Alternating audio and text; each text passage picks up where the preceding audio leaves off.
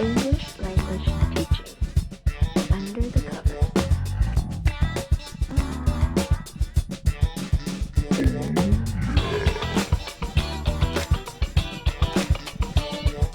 Hello, welcome to ELT Under the Covers Teachers React, where we look at teaching clips on the internet and we give our expert opinions and break them down and let you know if they are good or bad. Today we are going to look at an example lesson of a communicative language teaching class. But before we get into that, introductions. I'm Neil of Team Teacher. Hello everybody, it's Professor Rich. Rich, today we are following up our communicative language teaching methodology video by looking at an example class. This class is actually focused on beginners.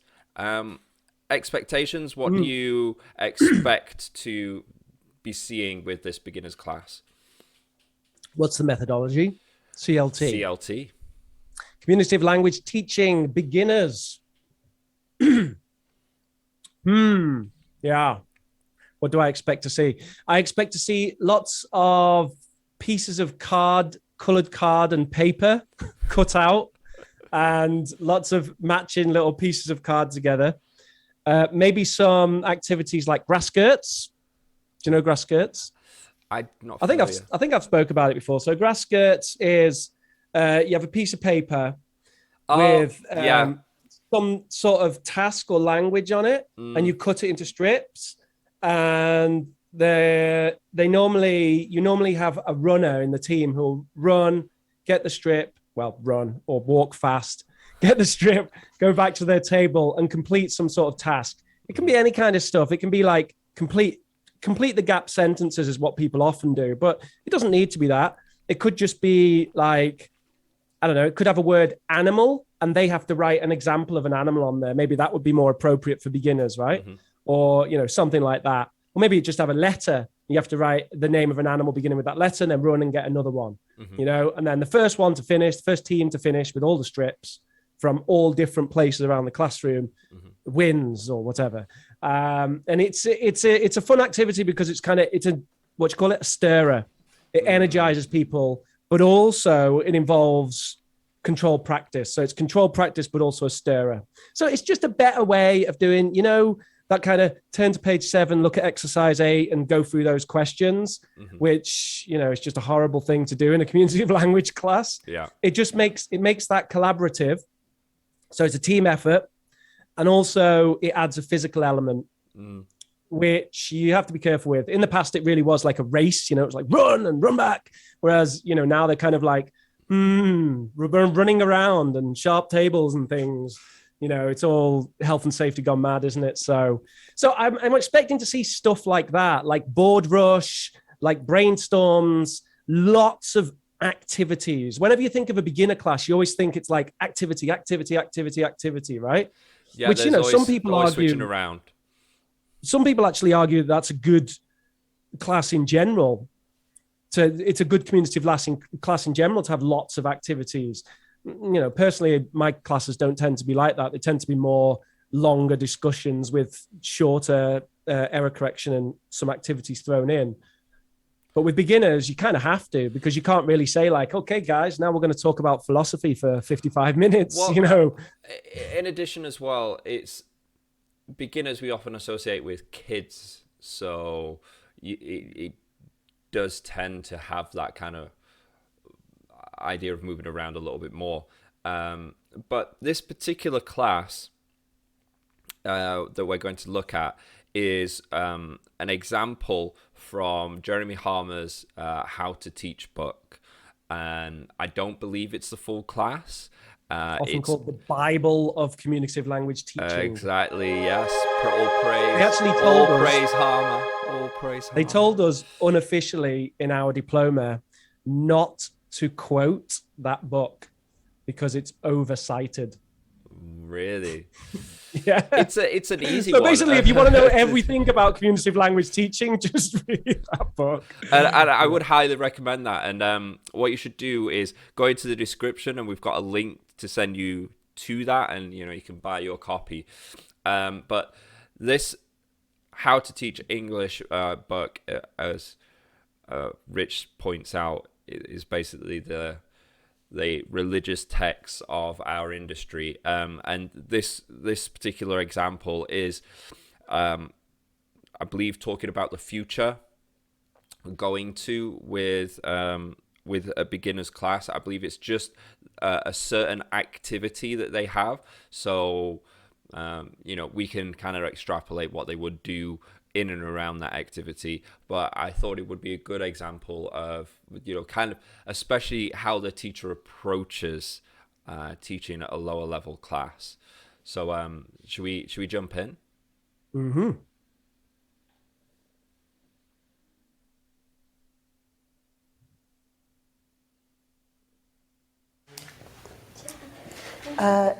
Listen, this is a story about me, my story, this weekend. Okay? Are you ready? Listen, just listen. Don't speak, just listen. Are you ready? Yes. Ready? Okay. Tomorrow afternoon, I'm going to buy a present for my son because it's his birthday very soon. On Saturday, I'm going to have lunch with my daughter, and on Sunday, I'm going for a walk with all my children. All right, so just wanted to say a few things. First of all, I'm getting very good vibes. I don't know about you. I love her. I love her. I'm feeling happy about this. Very happy. So there we saw some use of gestures to help explain things to beginner students. Brilliant technique. It's not TPR, as we did a video talking about that, where someone actually tried to claim that that's what TPR is. But she did physical movement while talking. Any physical movement while talking is TPR, Rich. Come on. Yeah. She did gestures to help the explanation. Brilliant. Some of the things I like. She's talking very naturally. Very naturally. Not like, hi, everybody. Today, no, she's not doing that. She's not doing that. She's talking pretty naturally, right? I think what we're in the middle of seeing here is some kind of dictogloss, but that remains to be seen just yet. She's reading a story. She's asking them to just listen. So if this is a dictogloss, then she'll read the story twice and then ask them to try to write down what they remember from the story. Okay? So that's what I'm expecting to see.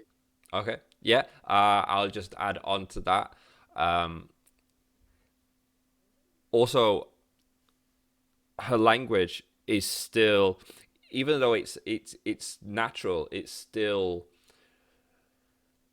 I don't want to use the word graded, but it is a bit graded though. It is graded. I don't see it as like, for some reason I don't see it as like graded. I just see it as punchy, short, concise, succinct. Yeah, it's instructions, isn't it? Instructions have to be like that. Yeah, instructions should be the clearest thing in your class. It's so subtle, and I'm glad you paused the video so people see it, and we get an opportunity to talk about it. But it is so subtle, and it's just so clean, and you don't need more than that. With the gestures, that concise language, and then because I kind of get this feeling that often it's like, that scene in Fawlty Towers where there's a little divot in his car and he tries to hammer it out, and then he gets another little divot and it just ends up the whole car gets destroyed because he's tinkering. He's trying to add a little thing on. He's overthinking it, and it doesn't need to be that way. And that was a perfect example of that. I do think, though, that it is deceptively difficult to give succinct instructions in the way she's doing. And it's one of the reasons why when you have observed classes, people will often recommend that you script your instructions. because the natural way of giving instructions is to waffle. Oh, okay, so it's okay. You don't need to worry about anything. I'm just gonna read this story, and you guys, or you don't have to do anything. You just have to listen. You don't need to speak or anything like that. Okay, I'll read the story now, and you guys, you don't need to do anything but listen, right? It's like everyone's looking at you. Yeah, that's exactly what people do. And so she's not done that. No, and good. I wouldn't say that because she's obviously experienced, so it's likely that she's done this activity before, so she doesn't really have to think about it at this point. But newer teachers, definitely script it out. Check out the video that we have on giving instructions. We've got a 5-step process, and one of those steps, if I remember correctly, is to plan it out. But should we carry on? Yep. Okay. Again, please. Tomorrow afternoon I'm going to buy a present for my son. Which one? This one. Okay, yeah. Because it's his birthday very soon. Realia. Kind of interesting. Not only realia, but also personal. This is a story personalized to the teacher. Students love finding out stuff about their teachers. Yeah. Most of the time. They want to ask questions, and it just makes you a person. Yeah, they do. Yeah. On those, the English class streams that I do for Oxford English, at the end of that, we do a Q&A, and about 50% of the questions that I get are not about English. They're just about me, They're just like, oh, where are you from? And, what kind of things do you like? And what's it like in England? That kind of stuff. Students love that stuff. They love finding out about their teachers. Yeah. It's a kind of a natural thing, isn't it? And it makes it that person-to-person communication, doesn't it? And I think, teachers should also love finding out about their students. I mean, I do. I think it's one of the most enjoyable things about communicative language teaching is when you get a new student and it's kind of like a blank piece of paper and you're like, oh, I wonder what this person's all about. Oh, they're an engineer from Peru who wants to do a master's in hydroelectrics or something. And people have these really interesting stories to tell. Yeah. So she's gone a step further and brought in a picture of her kids. That's great. Yeah. I've done stuff like that. We're presuming though. We're presuming that this could be high level stuff. This could be, she's got a whole scenario set up like she's talented Mr. Ripley, and she's just got this whole backstory, fake passports. Just a whole because teaching persona. She's just taking it a step further to make a teaching avatar. Yeah. Who is she? I don't know. I mean, something worth considering on this topic actually is that there's a bit of a balancing act as a communicative language teacher, where you want to have that person-to-person relationship, you want to have authenticity, and you want to bring yourself into the class, but there does need to be also some distance. The students are not your friend. I mean, from my perspective, anyway. Some people might disagree. But from my perspective, the students they're not your friends. And whenever I have blurred that line, which I don't do anymore, but in the past when I started teaching, I kind of blurred that line. It's kind of students who were friends and friends who were students and stuff like that. It never really worked for me. I just found that if you make friends with the students, then the class doesn't quite work as it did before. And if you try to teach your friends, that doesn't really work so well either. Don't know if you've noticed that. Yeah. It's a different dynamic. I think it is a different dynamic. No writing. Don't write. Just listen. Okay. Tomorrow afternoon, I'm going to buy a present for my son because it's his birthday very soon. On Saturday, I'm going to have lunch with my daughter. You know my daughter? Yeah. Okay. Yeah. I'm going to have lunch with my daughter, and on Sunday, I'm going to go for a walk with all my children. 3 ideas.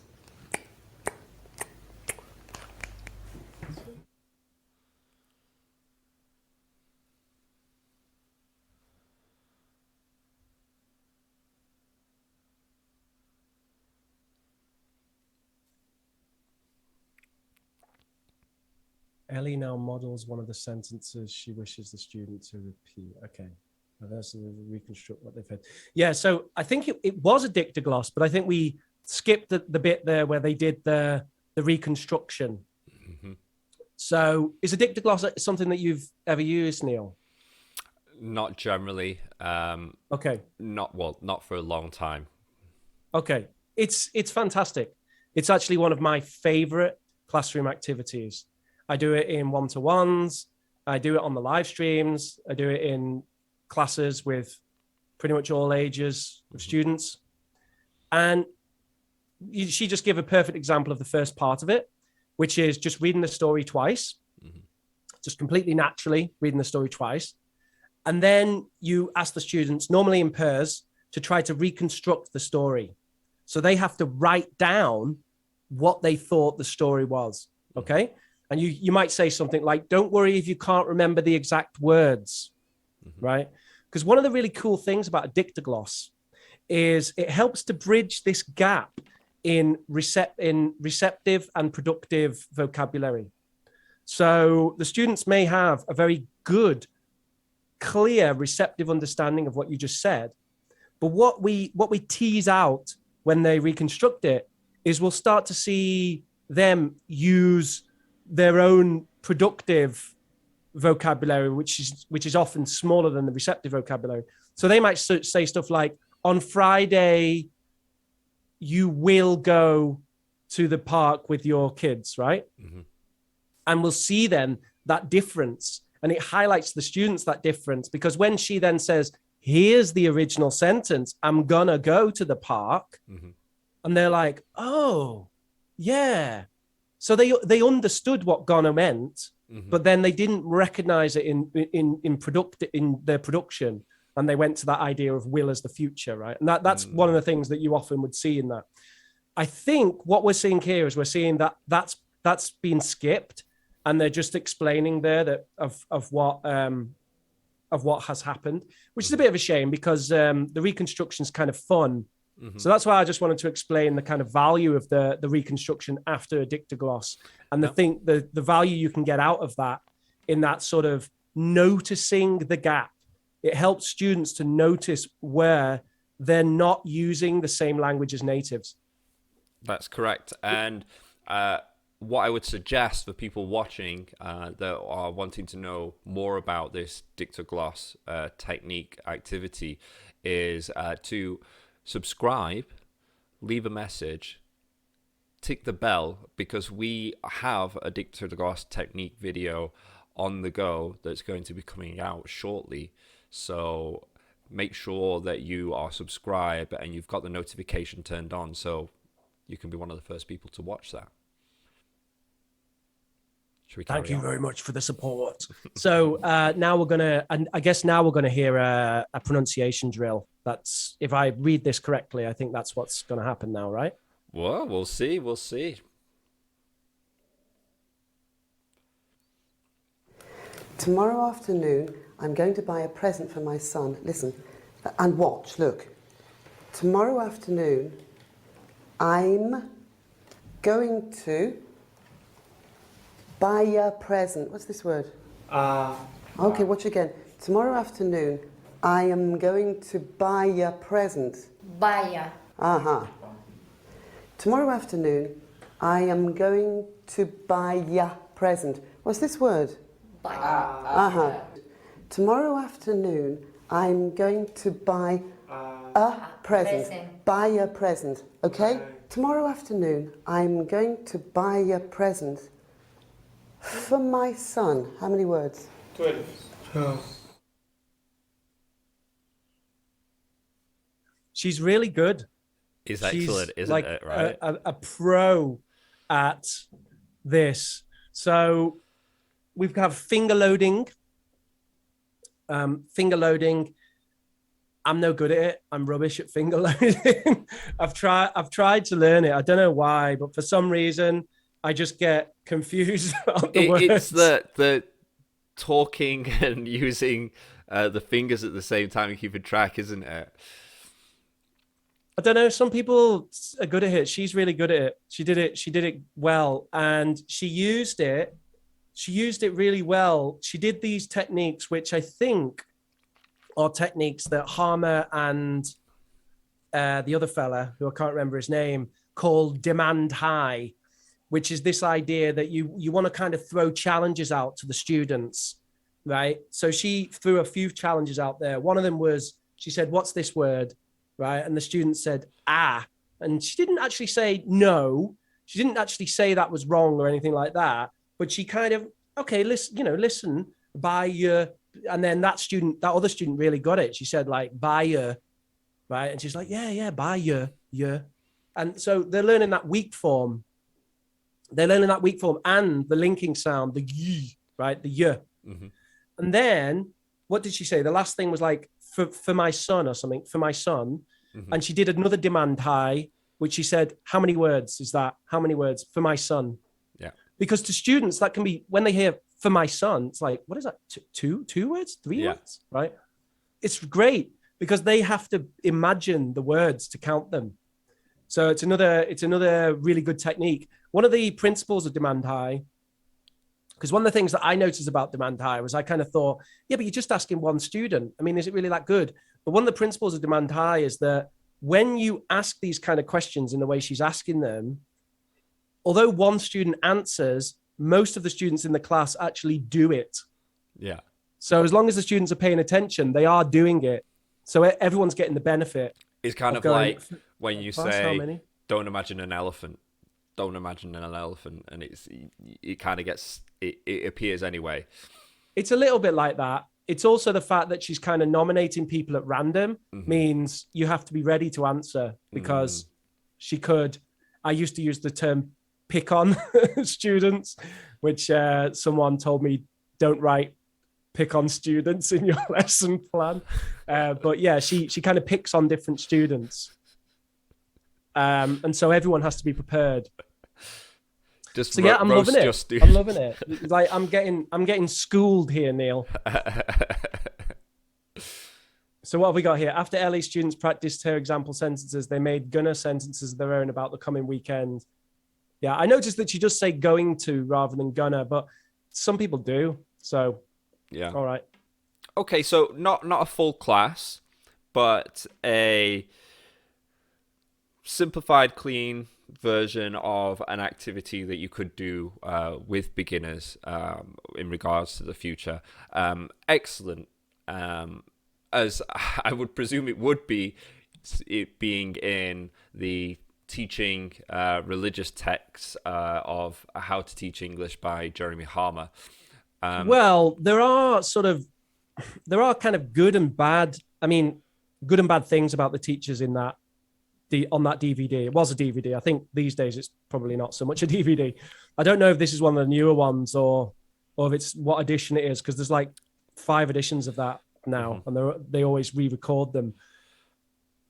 But this one was extremely high quality, a very high signal to noise ratio. There's so much in those 2 minutes that we can talk about, and lots of things come up. Dictogloss, personalization, realia, pronunciation drill, weak forms, finger loading, instructions, counting the words, demanding high. I mean, and the way that she was doing it was really good. You know, typically when you see these videos, you do have to take them as, oh, it's warts and all. It's just teachers in their environment. Nobody's perfect. We're humans. But that was pretty close. It was pretty close. I guess when it's a shorter time, you're less likely to see kind of I think points for improvement. But if I was observing this teacher, for example, I wouldn't really know what to say to her about that other than, wow, that's great. Yeah, well, just keep doing what you're doing. And I think that really it speaks to the quality, and it also kind of puts a lot of our previous videos into context, because we do look at teaching clips and classroom examples on the internet, and this is a really good example of just how good a class can look, can be, when you're at the highest level. And it can be quite a stark contrast. You know, I look at that, and I look at my lesson videos on the internet as well. And yes, it's a different circumstance, because I've basically been in a lecture hall with like 60 students or what have you. But still, there's so many videos out there. Yet it's often hard for us to find something which is to the standard that we've just seen here. And I'm so happy that we can have a look at and, go I think over the other these thing to videos say, as well. The other thing to say just about that is I'm pretty sure that like every minute of every class that this teacher does is not like that. She's just very conscientiously put this together well, which is really what you should do if you're going to be going into a DVD for training teachers. Yeah. So, she's obviously done an excellent job of doing that. And, people don't always. And we've seen the academics, we've seen the big names, we've seen the people who write the books, we've seen them teach, and we have seen the warts and all. We've seen questionable decisions sometimes. We've seen kind of, pretty good stuff, but nothing like, we're just getting through the lesson. You can tell it hasn't been like pristinely planned. Whereas I'm pretty sure that she like has planned this sort of minute to minute. It's like that's kind of diploma level lesson planning where you are planning kind of minute to minute in a class. But still, that's commendable. It's commendable to see that. And obviously we're seeing an excellent teacher there.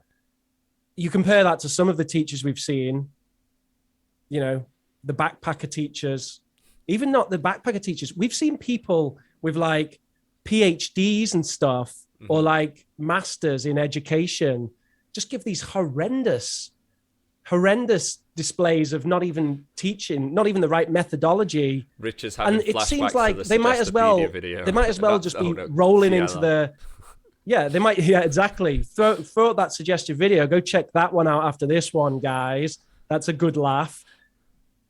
We're seeing some of those, the kind of lesson which isn't even up to par for someone who's rolling in on a Sunday morning hungover and hasn't planned anything, let alone appearing on video and putting themselves out there and saying, look at this example of CLL, for example. Sorry to pick on that teacher again.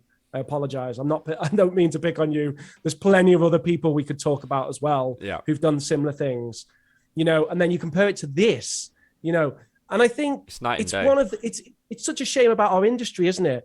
Because you can be so skilled and such a great teacher on the one hand, and then you've got like this gulf of other whole range of abilities and skills and all kinds. And we're all in the same industry on the same pay scale, okay, it does get affected by skill, but painted with the same brush as well. Painted with the same brush. That's exactly the right expression. I mean, we could, and that's a difficulty. Someone like Elli could be getting a decent wage, but then someone like Happy Jeff for the Jumping Giraffe factory school could be getting twice as much as her, because he's just in a different country and he can play the guitar. I would, to be honest, I would imagine that this teacher that we've just seen is a diploma trainer, probably. So she probably does get quite a decent wage. Yeah, but that's why I say it doesn't necessarily. And on the flip side as well, you have to think about the learners, because it's so hard to assess if a teacher is good when you, because there's no, what does it look like for them? Often they're not educated to know what is and isn't, good teaching. And that's one of the things that we try to do with this channel is show, well, this is really good. If you have a teacher that can do this, and not just can do a dictogloss, but knows when it is appropriate to do a dictogloss, and everything like that. So that's one of the reasons why we do this. And that's very true. It's one of those areas, education and teaching, like things like therapy, where as the client, it's actually really difficult to know if the professional you've got is actually good at getting results. Because what people will say is, oh yeah, my therapist is great, they're such a lovely person, or whatever. That's not and it's good. Like, yeah, it actually doesn't matter if they're a lovely person. I mean, it's nice. Yeah, you do want your teacher or your therapist or your doctor. That's another one. Doctors, right? GPs. I was having a conversation with someone about this the other day about their GP, and I was saying that I don't think that their GP is very good. I said some things about their GP. Yeah. And this person said, oh, but she's really nice. She's so polite and nice. It's like, yeah, that's great. I mean, it's lovely. It is. You don't want someone who's not polite and nice. That's true. But that doesn't mean that they're good at teaching, being a GP, being a therapist, That was actually, if I remember right, that was in Gladwell's Blink. There was, he went over a study about doctors being in lawsuits, and it was solely based on if the patient considered them to be nice or not, the likeliness of being sued, when they commit, some sort of malpractice. So, if there's malpractice, they might not get sued if they're considered to be nice. Well, yeah. I'll he took off the wrong leg, but he's all right. Yeah. But yeah, that's the thing, isn't it? Demand high. I'm not saying that everyone should not be nice. Being nice is great. Being nice is great, but if someone's nice, it doesn't mean that they're good at what they're doing. That's all. Yeah. It doesn't mean that we should start criticizing people being nice either. I love the fact that the doctor that I was just talking about before. Yeah, that's great. She's a nice person. That's lovely. But maybe she needs to work on being a doctor a bit more. So that would be my number one kind of red flag warning for students, that if you've had a language teacher, for example, that's our area, for like 6 months, and you're starting to think, what am I actually getting out of this? But they're a nice person, then that should be a red flag, because it can pull the covers over your eyes. It can pull the wool over your eyes. Yeah. Yeah. And it's well worth sort of saying to your teacher, hey, lovely teacher who's a nice person, who I don't want to upset because you're a nice person. So you're not going to say, what about your teaching? But you might say to them, hey, I was wondering if we could do some sort of progress check or, something so I know that I'm progressing. Because what students often say, we're kind of going on a tangent here, but what students often say is they say, do you think my English has improved? Now, I would recommend that students don't ask that question, because no teacher is going to turn around and say no, for a number of reasons. For number one, it doesn't make them seem that great, does it? It's like, no, you haven't improved at all in all this time you've been paying me. And the other thing is, it's probably not that helpful to actually say to someone, you're not improving if you are struggling. Yeah. It's not really the way to go, is it? You want to come up with solutions, not problems. So a better way to ask that is to say, is there something we can do so I can see my progress?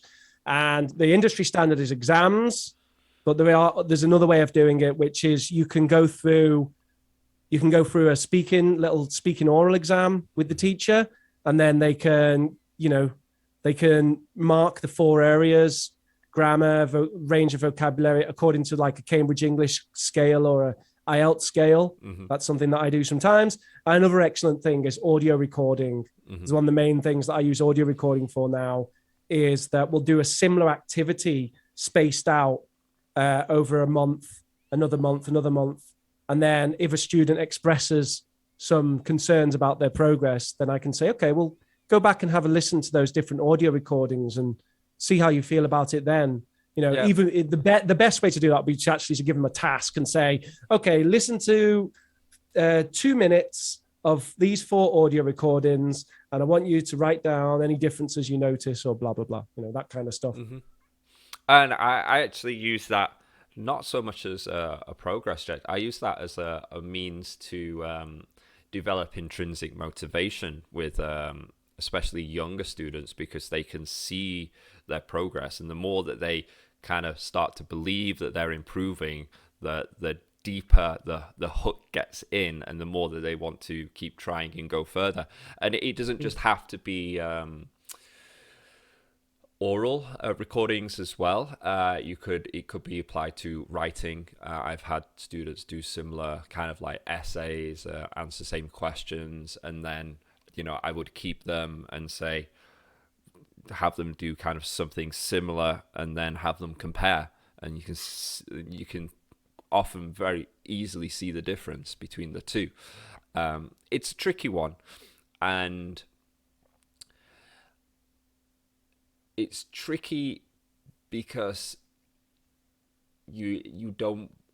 It's so easy to fall into that exam trap, and then it starts to become teach to test. And that's right. And that's just the worst. And that's right. That's what ends you up with a doctor or a teacher or whatever profession that has the certificate but doesn't have the knowledge. The first language academy that I worked for did that kind of progress test style of, academies do like to do it in general, don't they? Have a little test. They did that progress test with no oral components. It was a written, there was a listening, reading, grammar, whatever, and they were all kind of in this test, right? And, you would see students would go through the levels and they would pass and pass and pass and pass and pass, right?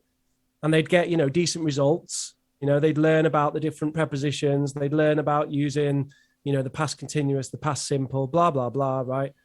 But then you'd speak to them and notice that they don't actually use any of that stuff when they're speaking. It's just they've learned it, and they've learned how to complete the little grammar exercises. But that it hasn't translated into really anything, because exactly as you say, it's become this kind of teach to test. So it does show progress. It shows that you're getting better at passing the exams. Yeah. And that's always my main pushback with doing exams, is because it's almost the same issue as like gamification. It starts to change the direction and the objective of the class in either just a single class format or with exams. Then it becomes like over the whole syllabus, the whole curriculum. But this video with Elli, again, was from How to Teach English by Jeremy Harmer from their DVD series.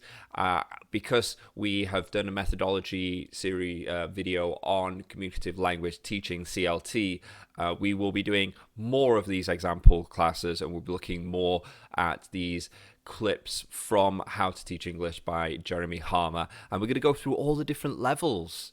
So you get to see the different stages of what it looks like to be taught by a high quality teacher at whatever given level in CLT, in the ELT industry.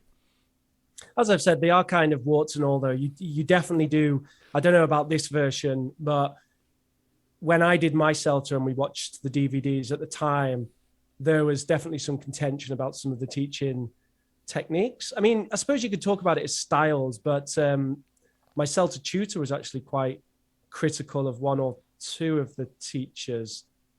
And what you find actually is when a Stelter tutor is critical, that the newbie teachers in the room just kind of follow with that and go, yeah, that was weird and not very good and all the rest of it. I always found the weird ones kind of interesting though, even if they weren't necessarily as effective. I remember there was this fella who, like, he was doing intonation and he was kind of doing this whistling, like, would you like a cup of tea? And he was like super fast paced as well. And I could definitely see, I could see the criticism of it. But also I thought there was something kind of nice about it as well. It was super high energy and all the class were kind of getting into it. But anyway, maybe we'll look at that one day. There are some that I've seen, and I'm like, especially that use technology, that kind of seems a little bit not bad, but dated. But we're going to be watching all of them progressively, and so that means that if you're watching, you should really subscribe and make sure that you are on our list so you can get all the updates when we release these videos and they come out. Remember to leave a comment below. Let us know what you thought of Elli's lesson and what you thought of our analysis. And if you are interested in coming on the show, to contact us at eltunderthecovers@gmail.com. And I'm going to leave it with Rich to give his final thoughts on this video and in general. So, yeah, I think in summary, we're just going to say it was a really good example, high quality, compressed teaching skill, authentic English, beginner class, teaching in lexical chunks as well. There wasn't a great emphasis on grammar. You could argue that the story was a little bit synthesized, as in the story was basically like 3 sentences using going to. So it's not really a story that we would tell, but you're going to need a little bit of that when it comes to beginners. Mm-hmm. It's incredibly difficult to find totally authentic material for beginners. I used to be an exam writer for an exam called ACLES. The whole thing about ACLES, Cert ACLES, is they don't edit any of the material. But we didn't have an A1 exam, I don't think. I think the lowest level for that was A2. And the A2 exam was the most difficult exam to find material for, because we had to find real audios and real written material that could be used in an A2 exam. And it's difficult. It's difficult to find that. There's something to be said for it. I totally agree there's something to be said for it, because whenever you involve synthetic language, it causes a problem. It's a bugbear for me. I've mentioned it in many of our videos, mm-hmm. particularly when it comes to pronunciation drills. It's one that really does my head in. Didn't see that here. We saw authentic. We saw highlighting weak forms. We saw a bit of demand high. And I think we had a really interesting conversation afterwards about the perception of the teacher according to the students. Mm-hmm. And it is an interesting thing to have, because I think looking at that, as you pointed out, we can look at it and we can say, this is some great teaching. But I wonder if it's obvious to students. And I wonder if it's obvious to see, for example, the difference between Elli today and, I'm sorry, but English with Lucy. It's just the example that comes to my head. I'm sorry, Lucy. You're the big boy, okay? You get to face the criticism, right? But would a student look at those two teachers and necessarily prefer Elli from that little clip compared to a clip of Lucy doing her phrase drills? Hello, good afternoon. Yeah. Would you like to go to the park today? Or whatever she does, right? Which one of those would seem like a better teacher to a student? I'm not sure. And that's maybe why it'd be great if there would be a way of having some sort of quality assessment in the industry. There's things like British Council accreditation, but as with all accreditation, it comes with costs for the institution. It's kind of elitist because you're relying on an institution which itself is a teaching institution to come in and accredit you mm-hmm. as a teaching institution. So they're obviously going to have an advantage for their own centers, aren't they? Then, and you know, how do you solve this issue in an industry which is kind of massive, but also has a lot of problems? Can you really come in and say, okay, everyone needs to have accreditation now? Who's going to pay for that?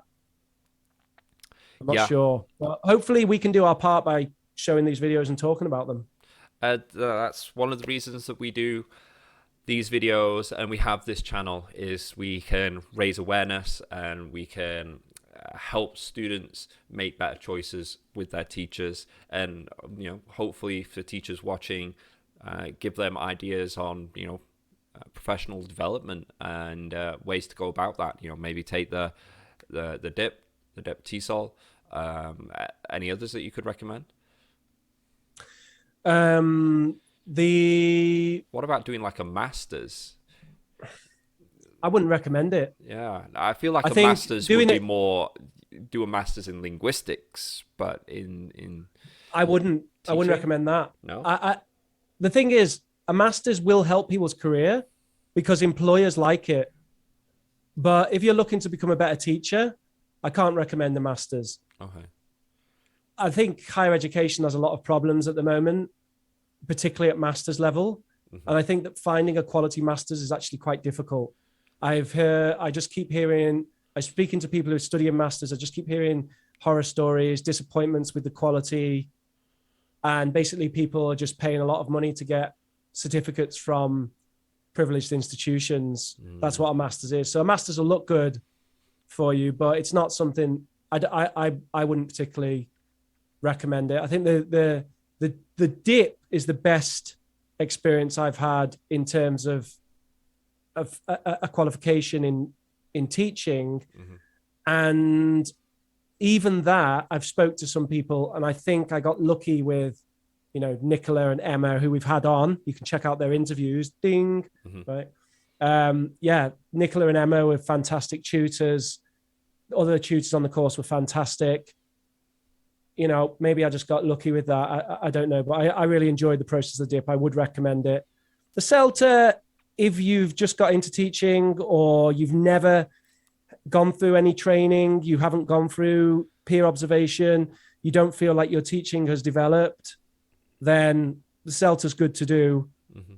The thing that I would say about the CELTA, though, is if you're someone who's been teaching for kind of 4 to 5 years and you have done some development, then again, the CELTA just, in my opinion, just turns into a piece of paper, which unfortunately you do need for a lot of institutions.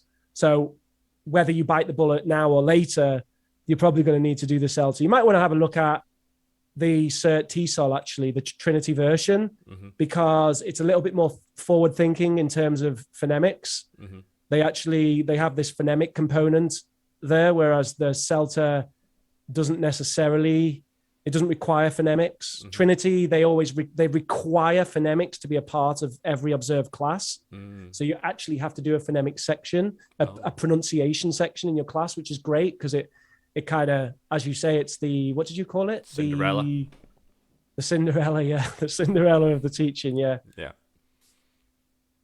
Okay. The TILEC was pretty good as well. If you're worried about young learners, you want to improve young learners, then the Teaching Young Learner Extension Certificate was, again, I think I got lucky with the tutors, but yeah, I'd recommend it. Perfect. Well, there we go. So if you are looking to keep watching, we have a whole bunch of videos that you can go through our channel. We've got some reacts, some methodology videos, and our Teacher Masters series. But remember, again, to subscribe, and we'll be coming out with some more CLT class examples shortly. Bye-bye. If you're looking for more information from myself, you can go to teamteacherchina.com. We've got a whole bunch of materials, PowerPoints that you can use instantly in the classroom. We've got a Team Teacher China YouTube channel where we have videos teaching you how to use those materials. Team Teacher English, where we put those materials into a video form for self-study. And Team Teacher Baby, where I take my experience as a teacher and put that into parenting. And go to youtube.com/Professor Rich to see some English teaching. You can catch me weekly live streams on Oxford Online English YouTube channel.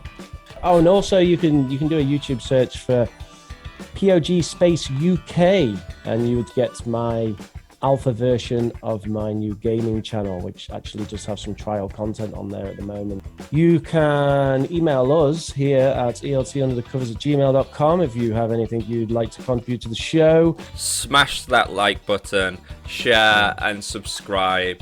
And watch 100% of the video and don't click off. Thank you. Bye.